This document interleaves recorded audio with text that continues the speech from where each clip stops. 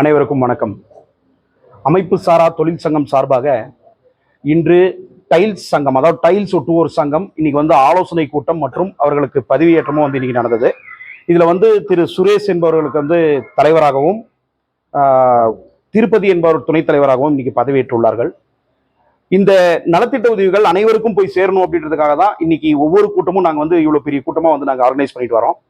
இந்த நலத்திட்ட உதவிகள் வந்து அனைவருக்கும் வந்து பலனடையணும் அப்படின்னா அதுக்கு நீங்களாக தான் முன் வரணும். நீங்களாக முன் வந்து தான் நீங்கள் பதிவு பண்ணிக்கணும்.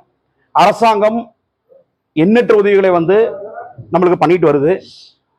அதில் வந்து இப்போ வந்து பார்த்தீங்கன்னா ஆக்சிடென்டல் டெத்துக்கு 5 lakhs இருந்தது, இன்னைக்கு 7 lakhs வரைக்கும் உயர்த்திருக்காங்க.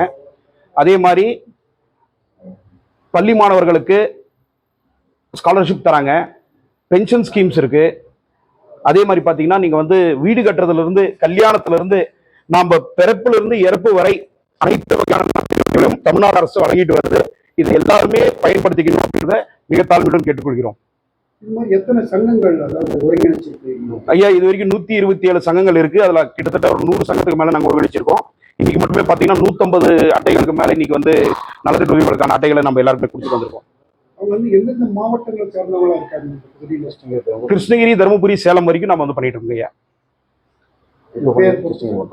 என் பேர் கார்த்திக் ஸ்ரீனிவாசுங்கய்யா.